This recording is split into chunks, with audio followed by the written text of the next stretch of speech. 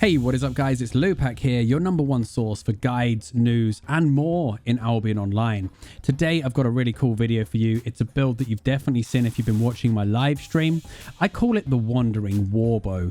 This is a damage orientated kiting build that I use specifically for the roads of Avalon. It's full of damage, defensives and a really nice tool set that gives you a ton of favorable matchups.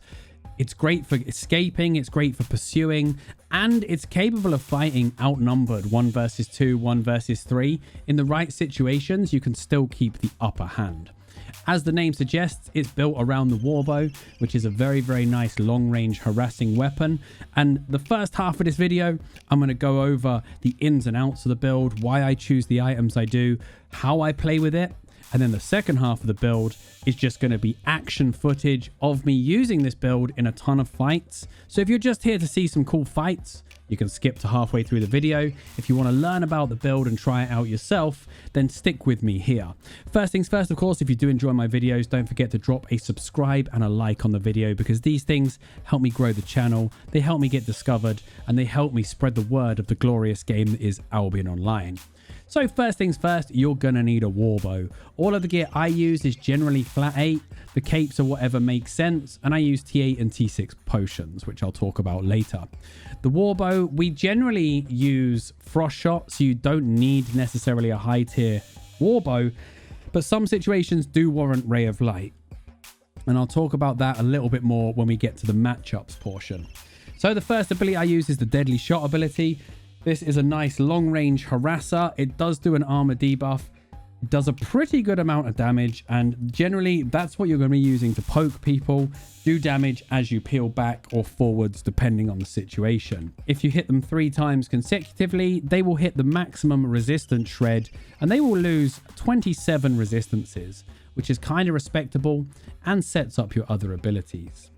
The second ability we're using is Frost Shot for the most part, which is a knockback / leap for you.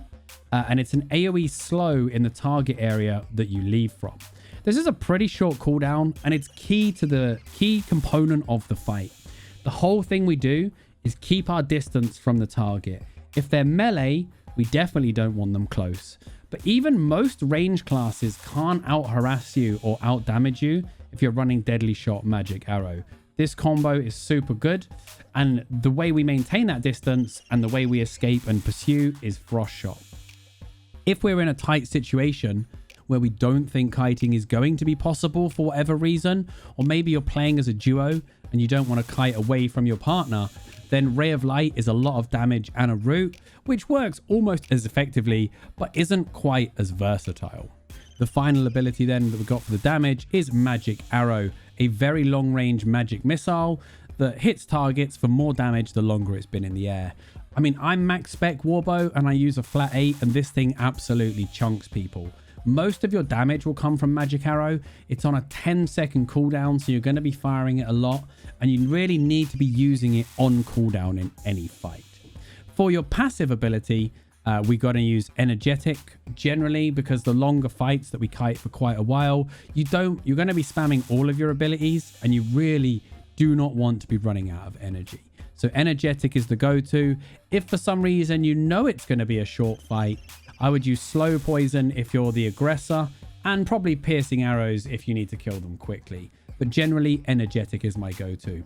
One thing you need to know though, Deadly Shot and Magic Arrow are both skill shots. So when you fire them up and down elevations, hitting them can be quite janky. They don't really go in a straight line. So you will need some practice to get used to hitting them up and down the stairs and slopes that you'll find in the roads of Avalon. Another note is I do sometimes carry a double-bladed staff in my bag. This is basically only for if I'm mounted and I'm pretty sure I'm about to get jumped by a ton of people. A flat 4 double-bladed staff with cartwheel, stun run, and crescent slash will offer you more mobility than the Warbow and give you a better chance of escaping. That I would only switch to if I definitely know I can't fight back. Onto the armor then quickly. The Guardian Helm is now my go-to, simply because the Guardian Helm helps me in a lot of the tougher matchups of open world like cheese builds, like one-handed curse and crossbow. Like This offers you great turn potential. It was nerfed in terms of duration and shield if your health is up, but when used correctly, you can turn a fight. You can bait people into staying in a fight that they're actually going to lose because they're not expecting you to get shielded for 1,800, as you can see here. And it also, the fact that it removes bleeds and dots really helps you with escaping. I use the defensive passive for slightly more defense because it makes more sense than any of the others. The mage robe then is my next choice. I did originally start this build with an assassin jacket, doing some stealthy stuff, looking for pick-offs, things like that, stealthing, trying to charge up a big magic arrow. But really, the assassin jacket doesn't give me the effectiveness I need. If I'm taking a lot of fights, I pretty much always want to have a purge in my build, and that's where the mage robe comes in. A lot of this build is about having more mobility than the opponent to dictate the fights, and the primary function of the mage robe is when your opponent sprints after you, because they're having trouble catching you because you're leaping all over the place, they sprint and they will often attack. If you use the mage robe to purge them while they're chasing you with sprint, they lose their sprint. If it's something like Wanderlust, that's absolutely insane.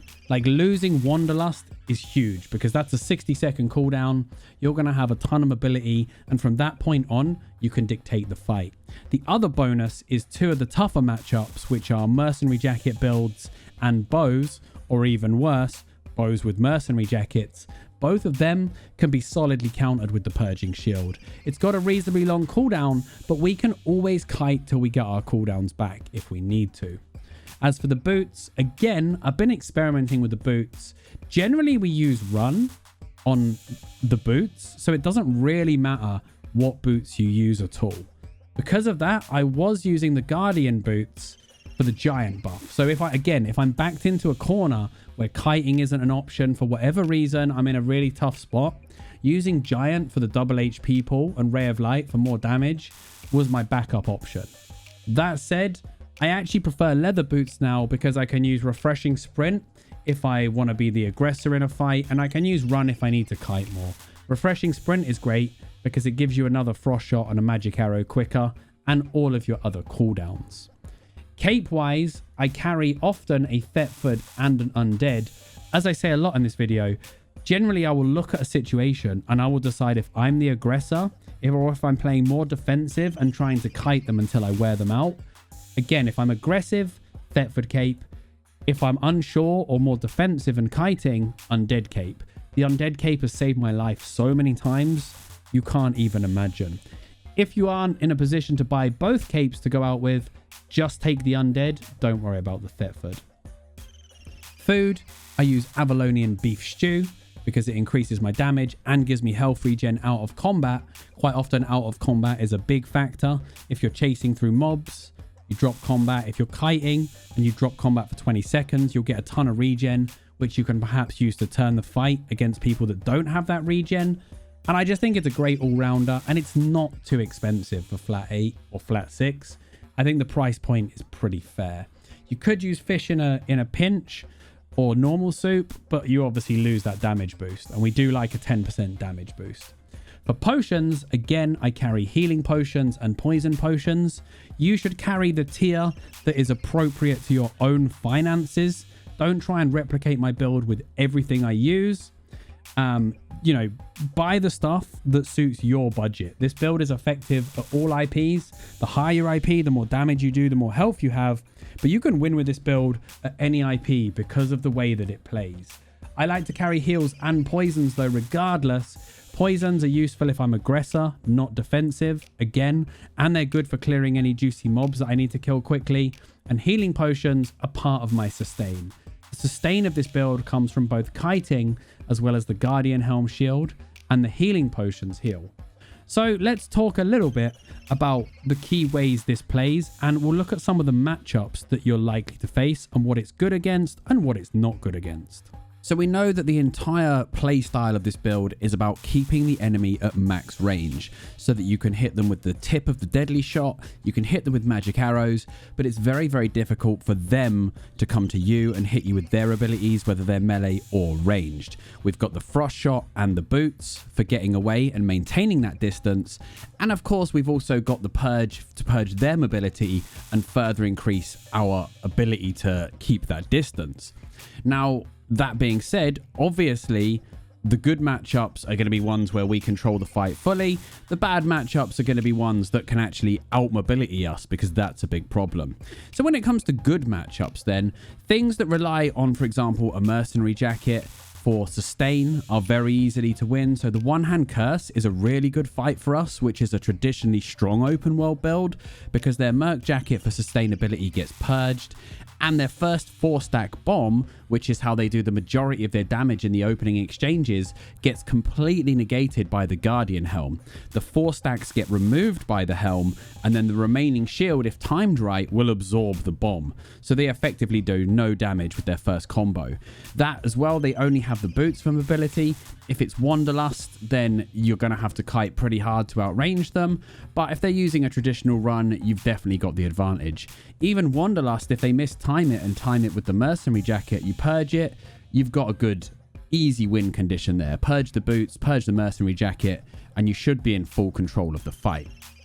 Likewise, one-hand crossbows, stuff like that, the explosive stuff, is a really good matchup. Anything with that huge burst that we can negate with the Guardian Helm, or anything with a very strong buff for sustain, we've got the purge, we've got the shield in our arsenal. So things like that are good matchups. Any axes, any swords are very, very easy to maintain the distance with, because they're trying to get to melee range. So when you use frost shot, not only do you jump away from them, you also slow them. Again, super easy to maintain that distance. Trickier matchups though for this build are healers and like long sustainy comps, because we don't, we chip away at the enemy. We don't have a lot of burst. So nature healers and holy healers are a bit difficult unless they massively overextend or you simply outgear them, because they can generally just move away and survive as long as they want. Other things to watch out for are things with more mobility than us, because obviously we want to keep people at max range. So anything with double mobility, for example, a bloodletter or the dreaded one-hand mace, those are pretty bad matchups. They're not unwinnable, because again, frost shot will function as a slow, so we will get some value out of that. And of course, we've always got the chance to purge their first boots mobility, which means we get a huge mobility advantage and can dictate the fight. But anything with 2 mobilities or more mobility than we have is definitely a matchup you want to go into a little bit more cautiously. When fighting anybody with this, don't be afraid to use frost shot as well to go in. If the enemy starts to pull back, you should be going towards them. So you want to keep that distance, that maximum distance, whichever way they're going. If they're going towards you, you keep them at max distance while moving back. And if they're going away from you and sort of second guessing themselves, you want to keep that max distance still while moving in. I don't mind using frost shot to jump in for a killing blow or to apply pressure, but generally I would say never use frost shot offensively if you don't have your boots off cooldown. You need your boots available in case things turn or go south, or even if more people join the fight. And talking about more people, I am confident in saying that this build is very comfortable taking on 2 or even 3 people, provided they don't have like a healer comp. When you find 3 random DPS roaming the roads, you can take control of the fight. You can just kite them back. If they don't have the mobility, you can chip away at them. You can look for openings. And if you don't believe me, I'm going to share a ton of clips with you in a second that will show me taking 1 versus 2, 1 versus 3 fights and chipping down groups. If they have a healer, stuff like that, you may need to be a little bit more clever. You can look to jump the bigger groups on mob camps, the blue chest camps, the green chest camps, do enough damage. If you're fighting 1 versus 3, there's no shame in letting the mobs do a little bit of damage first before you get stuck in. And the main thing is usually panic. The reason you're successful here is because you have the mobility to control the situation. If they're panicking on mobs, you can pursue. If they decide to try and turn, you can escape. And it's all about just knowing that exact distance, when to push, when to pull, when to go in, when to go out. The more you play this build, the more you're going to get a feel for just managing those fights, and the better it feels. The more you play this build starts to feel amazing because you know the absolute limits of your ability, and you're able to just back and forth and dictate the fight with ease. Something brand new that we're going to be doing with the build guides from now onwards is we're actually going to be scoring the builds so you get a rough idea of how they score in various categories. So the 4 categories we use are, of course, affordability, offensive, defensive, and mobility. For the Wandering Warbow then, firstly, affordability is an instant 5 stars. There's no artifacts in the main build. It does use an undead cape, but even that's not entirely vital if you're really on a budget, and none of the abilities are locked behind like high-end gear. So you can get into this build very, very cheap. I do recommend trying to aim for flat 6 as a baseline and then improving as your budget does, but this is a build for all budgets. Offensive capability then, this one scores a 3. The damage is respectable, especially when you get to high specs, but you're not one-shotting people, you're not blowing up groups. This is a slow and steady damage dealer. Like, you hit them pretty hard with magic arrow, deadly shot is no joke, but the idea is not to insta-gib, it's to chip away at them and maintain distance. On defenses then, this build scores a 4 because we got the Guardian Helm for full dot removal plus shield. We've got the Mage Armor, which gives us Purging Shield, or in certain matchups, Frost Shield, which is more resistances and reflect. We've even got healing potions as well. Plus the innate mobility factor of this bumps the defenses to a 4. And in mobility, finally, we also give this a 4 stars.